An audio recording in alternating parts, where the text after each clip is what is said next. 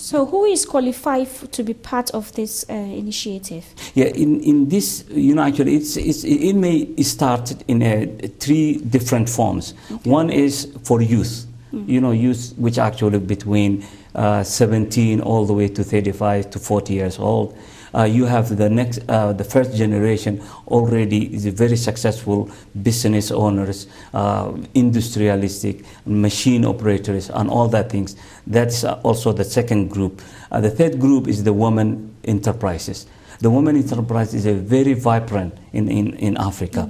If you injected that and train them and become part of that movement, I think that we can capture the movement. This is a very good movement, which is actually, it never happened this way. It's a combination of the business enterprise, educational skills, as well as in terms of the humanitarian and development. Okay, yeah. Thank you very much, sir. How do you intend to disseminate this project to, over here in Turkey? Let's say we have lots and lots of Africans, youths everywhere in different cities. Yes. And this the issues of job, and then, most of them they have seen 1 or 2 opportunities of working with a company, maybe taking some goods back home. But the challenge is, who will believe them at home?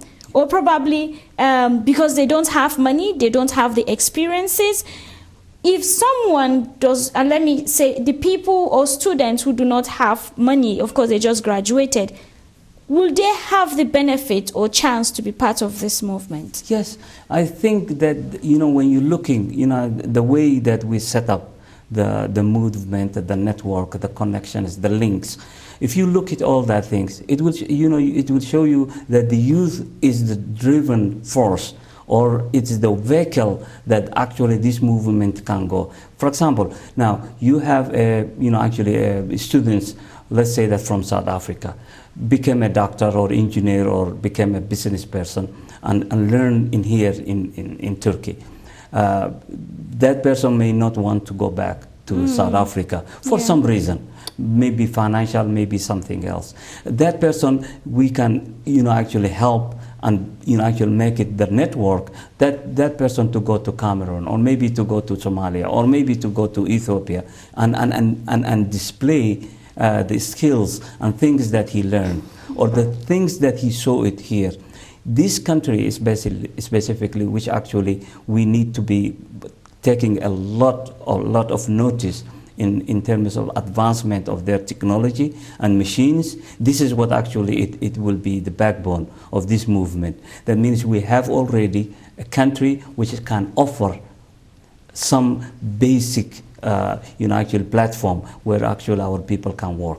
Especially youth, I'm talking about. Graduates, the people who may be not graduated but actually still want to graduate. The people who want to display their skills in terms of the leadership. Yes, we know that maybe you cannot go back to your country for some reason, but actually go to other parts of Africa where actually we can, network and link, actually factories and, people who wants to development. You can be, the Africans has to know, especially like countries like Botswana.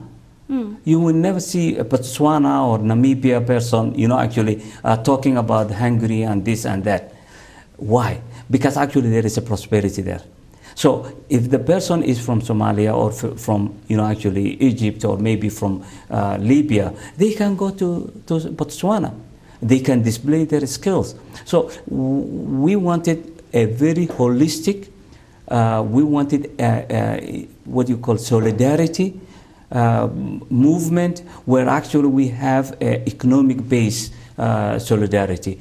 Pan-Africanism has to reshape their actual thoughts, which actually we were dreaming, or our fathers was dreaming for a long time.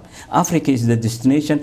Africa youth has to develop skills where they can welcome the world. The global is looking Africa, and Africa have a youth, and youth have to display or develop skills where actually they can welcome to the world. Thank you very much.